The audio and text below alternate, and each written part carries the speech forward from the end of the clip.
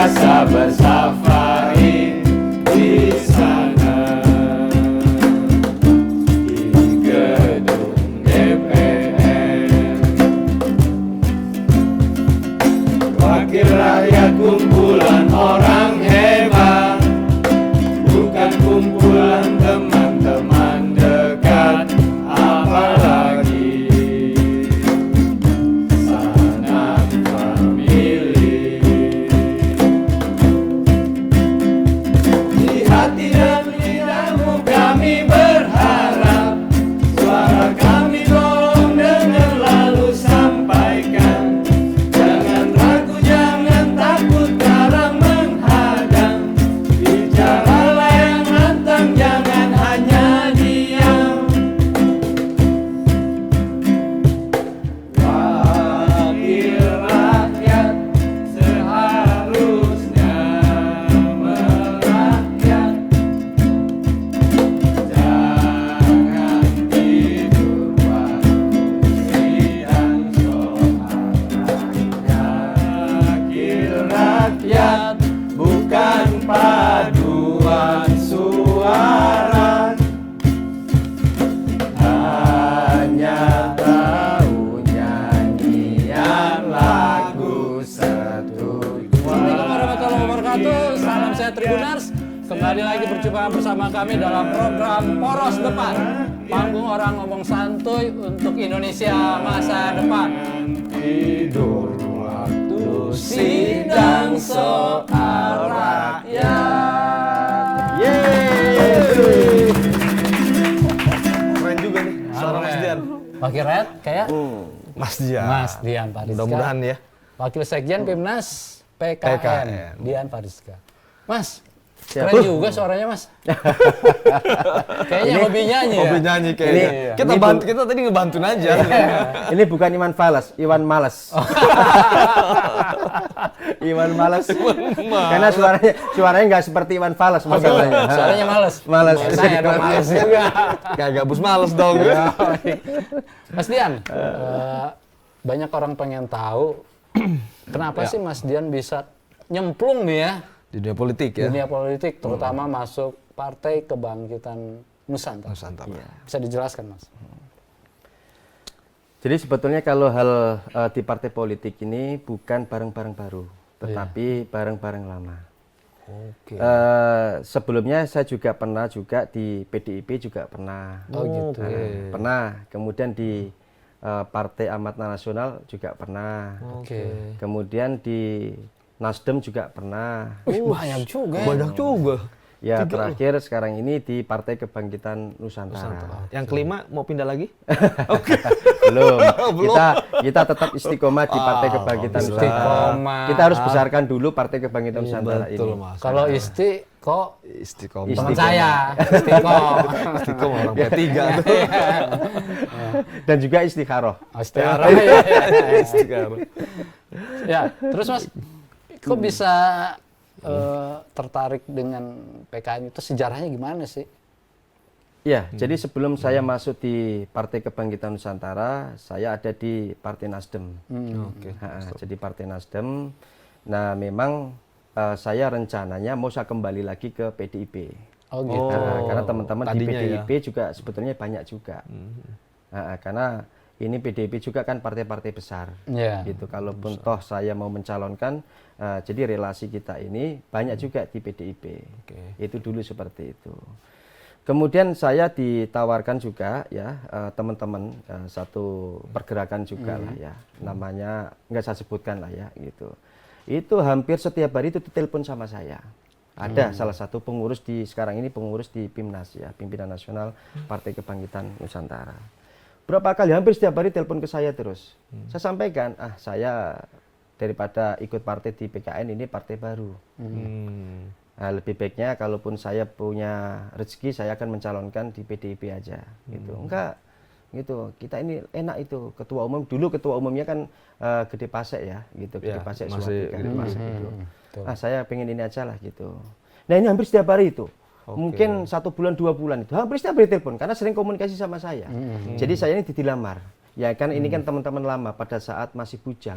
Oke. Nah, kebetulan teman ini ada di pengurus ya, pengurus inti pada saat itu, nah makanya ditariklah ke saya. Nah, kemudian selang berapa lama itu ada juga sahabat saya. Beliau itu mantan bupati di Sulawesi Tenggara. Nah, itu teman baik saya. Beliau langsung telepon ke saya, Mas Dian sekarang di partai apa? Ya saya sekarang ini di Partai Nasdem gitu. Sudah cabut aja, kita gabung di Partai Kebangkitan Nusantara. Siap gitu. Nah setelah saya dapat mandat dari beliau, dapat telepon ya, nah, kemudian saya langsung ke kantor Pimnas. Nah di kantornya kan di Mangun Sarkoro Menteng di sana. Nah kemudian saya ke sana, kemudian ketemu juga sama sama Gede Pasek Suardika, kemudian ketemu juga sama teman-teman yang lain lah gitu, ya saling komunikasi gitu. Nah itulah pertama kali masuk di Partai Kebangkitan Nusantara. Nah sebelumnya saya nggak ada harapan juga di Partai Kebangkitan Nusantara, karena sahabat saya ini mantan bupati ini yang menyampaikan ke saya, kita besarkan di Partai Kebangkitan Nusantara, ayo kita sama-sama di situ, ayo nggak apa-apa gitu. Ya makanya sampai sekarang ini hubungan sama beliau masih baik itu, nggak ada masalah gitu, karena saya sama beliau ini kan memang sudah kenal lama, kenal dekat gitu, kayak sudah keluarga. Boleh tahu nggak namanya saya? Nggak usah cerita gitu. Jadi ya, mantan bupati lah ya. Gitu, tapi beliau juga pengurus. Sekarang beliau pengurus di tingkat di tingkat provinsi. Oh gitu. Di tingkat provinsi beliau yang masuk karena pertemanan juga ya. Iya. Tapi kalau visi misinya cocok nggak dengan ininya Mas Dian? Kan Kalau biasanya visi, orang kalau mau masuk kan visinya dulu. Visi misi mungkin gara-gara dengerin lagu Wakil Rakyat tadi. Nah itu. Sering nyanyiin lagu Wakil Rakyat, ya nggak Mas? Jadi pengennya masuk parlemen gitu. Iya. Ya itu apa tadi pertama kali ya saya ketemu sama Bang Gede Pasek Suardika. Pada saat itu beliau menjabat sebagai ketua umum. Nah, kemudian Pak Sekjen ya itu kan menjabat namanya Pak Sri Mulyono. Nah, itu beliau juga sama-sama di Jawa Tengah. Itu kenalnya di Pimnas juga gitu. Jadi memang pada saat itu ya kita ini saling sama-sama gitu. Nggak ada yang mengatakan wah ini harus tingkatannya lebih tinggi, lebih rendah, nggak ada. Kasta-kastaan gitu nggak ada. Semua itu merangkul semua sama-sama. Dirangkul semua. Makanya itu pertama kali kita ini asiknya di Partai Kebangkitan Nusantara. Asik ya? Iya, karena memang waktu pertama kali kita ini belum memutuskan juga gitu. Tapi pertama kali disambut juga sama Bang Gede Pasek Suardika. Tadi disampaikan Bung Andi, apakah ada kesamaan visi dan misi antara pribadi Mas Dian dengan PKN? Kalau visi misi sama program kerja ya mungkin hampir sama lah. Partai politik itu sama. Ideologinya pun sama. Ideologi kalau nggak nasionalis, religius. Kan begitu. Tetapi ya kalau saya kan berbicara nasionalisnya, bukan religiusnya. Ya kita sama, semua partai politik nggak ada gerakan separatis itu nggak ada. Hanya cuma ideologi cuma dua aja gitu. Ya kalau nggak nasionalis, religius. Kemudian masalah visi misi program kerja itu mungkin hampir sama antara partai satu dengan partai yang lain. Itu hampir sama. Beda ya? Rata-rata nggak ada jauh beda. Gitu. Oke, iya. Jadi gini, mungkin kita pengen tahu juga nih, mungkin dulu ada kisahnya, kenapa kok tiba-tiba yang sekarang Mas Dian sebagai pengacara, tiba-tiba mau terjun ke dunia politik. Mungkin ada kisahnya nggak Mas? Dulu sempat susah apa gitu, atau bagaimana? Ya memang dulu kan memang teman ini, waktu masih bujang itu kan memang menyampaikan, ini ya jadi partai ini dibentuk dari Anas Urbaningrum. Gitu. Figur Anasnya ya? Itu figurnya Mas Anas. Ya kadangkala ya mungkin ini pertanyaan hampir sama seperti masyarakat lainnya. Wah ini partai korupsi, ya kan. Kemudian ini Anas ini korupsi, kan begitu. Ya itu pertama kali seperti itu. Tetapi saya pelajari, saya kaji, saya analisa. Ternyata Anas Urbaningrum ini tidak terbukti melakukan tindak pidana seperti tuduhan. Ya. Seperti dakwaan. Kenapa? Bukan tindak pidana, masalah hambalang. Hambalang, kemudian mobil Harrier, kemudian masalah IUP itu tidak terbukti. Tidak terbukti ya. Mahkamah Agung. Nah, memang itu saya pelajari. Ternyata ini memang dikriminalisasi. Itu pure kriminalisasi ya? Iya, ini makanya saya terpanggil. Saya terpanggil, ya sudah, saya bergabung sama partai PKN ini, Partai Kebangkitan Nusantara. Karena ada juga kan sahabat saya itu yang mantan bupati itu. Jadi Masuk gabung juga di PKN ya. ingin menegakkan keadilan. Ya, dia terpanggil aja, Terpanggil ya? Ternyata Mas Anas ini tidak terbukti, hanya cuma itu aja gitu. Saya pelajari dalam putusannya kan, saya pelajari ternyata nggak terbukti. Ini bagian daripada orang yang dikriminalisasi, kasihan. Tapi kan namanya udah rusak dalam tanda kutip, Mas. Apa yakin PKN akan menjadi partai yang Ya kalau saya sih besar, yakin. Kalau saya yakin. karena figur Mas Anasnya atau figur siapa gitu yang diandalkan selain Anas? Ya kalau figur semua Kan punya ada figur. Laksamana Soekardi ya. Iya. Ada Palax, terus ada siapa lagi sih kemarin? Sri Mulyono, Ya Sri Mulyono, Pak Sekjen. Pak Sekjen. Tapi yang memang figur yang ini memang Anas sih. Iya. Nah nggak khawatir gitu akan stuck apa gimana tuh PKN? Iya. Kalau setak sih enggak ya. Kalau pergerakan PKN partai masih baru ini di antara 4 partai, ada Partai Gelora, Partai Buruh, Partai Umat, PSI ya? bukan PSI karena PSI yang baru ya, sorry. yang Ya. baru.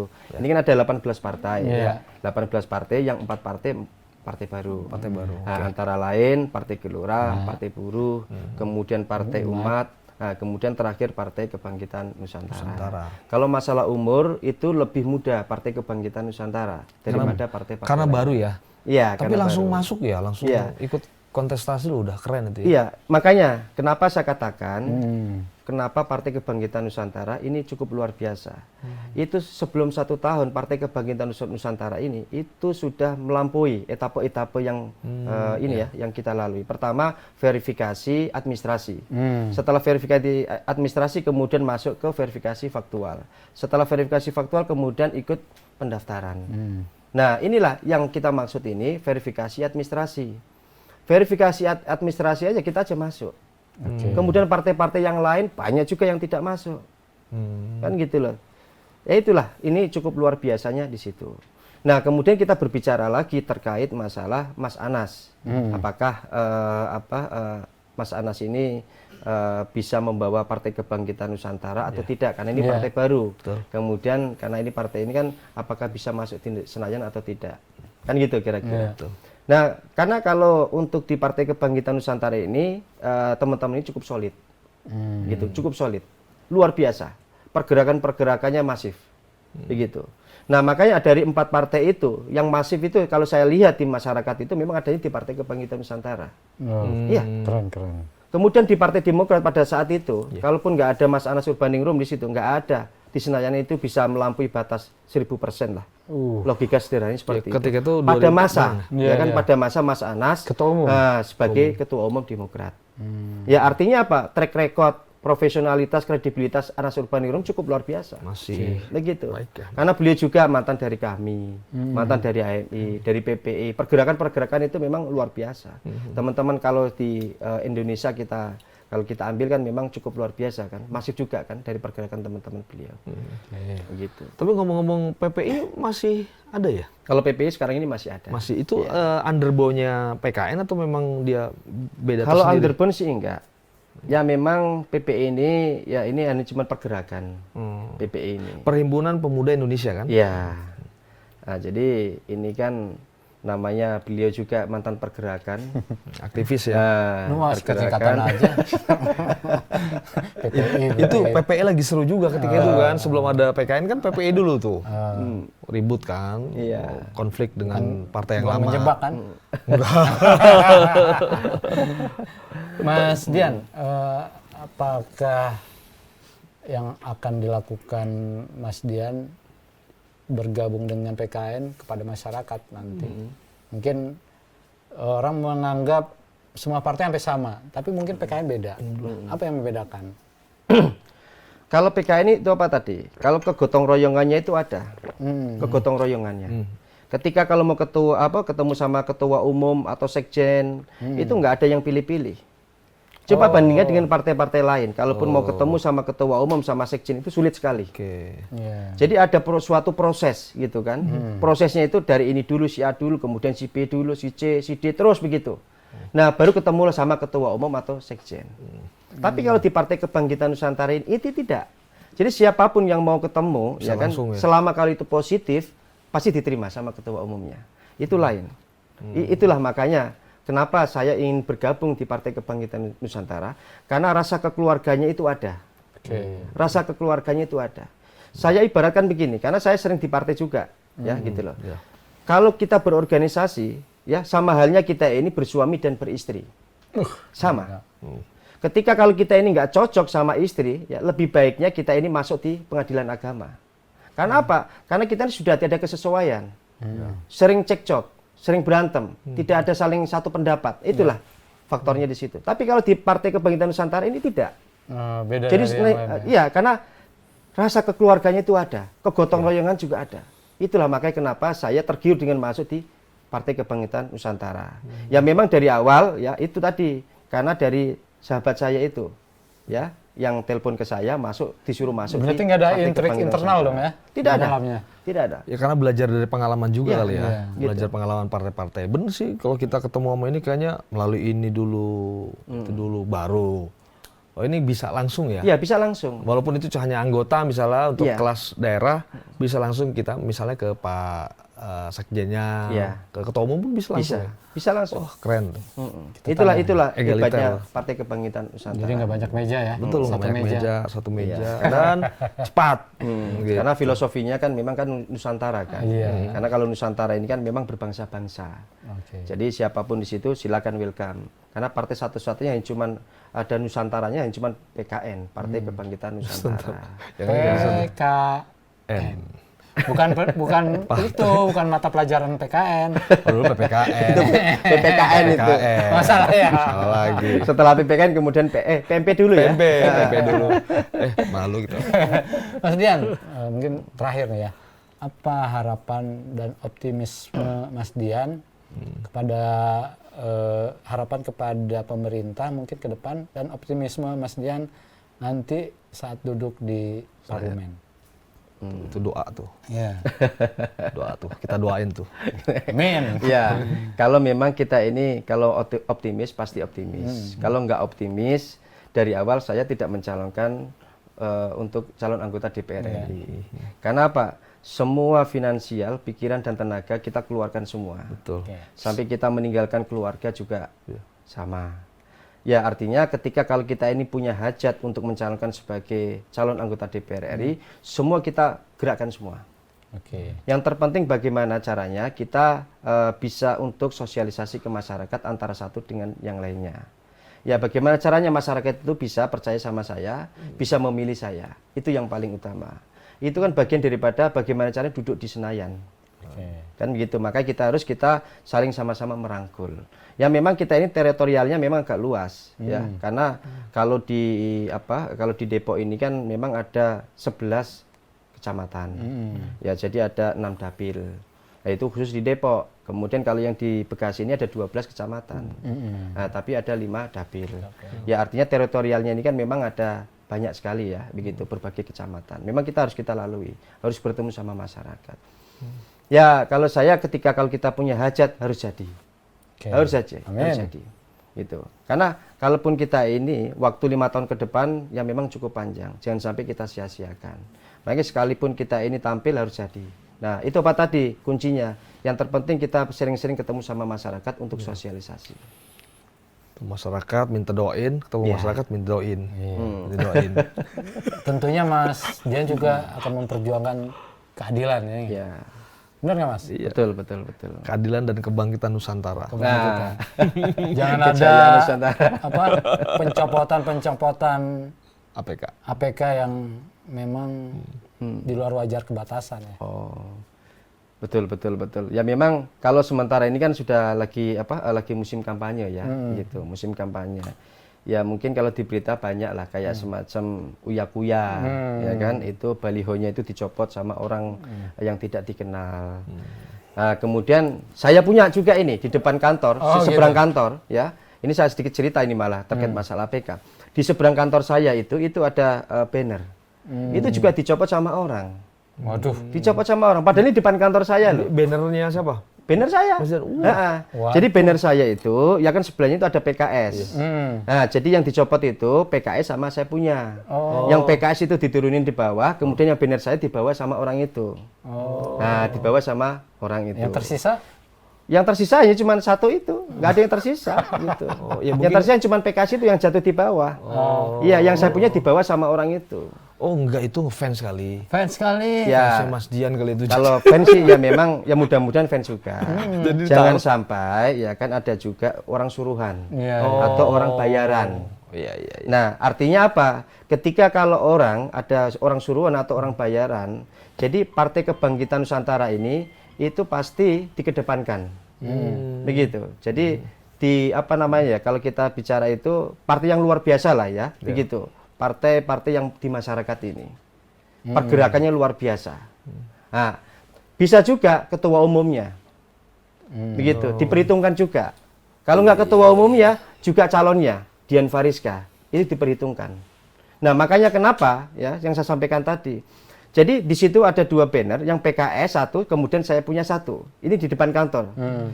Yang saya punya di bawah 3 orang. Karena ada CCTV-nya juga itu. Saya lihat CCTV kan gitu. Jadi 3 orang kalau nggak salah sekitar jam 2:30 pagi. Yang satu lagi dijatuhin saja gitu. Iya, jadi yang PKS dijatuhin di lantai, kemudian yang banner saya dibawa sama yang tukang copot itu. Nah, makanya saya katakan orang bayaran. Begitu. Oke. Iya, berarti kalau seperti itu, partai ini luar biasa. Partai-partai yang diperhitungkan. Apakah partainya, apakah ketua umumnya, apakah calegnya? Nah, itu diperhitungkan gitu. Makanya ada semacam bayaran.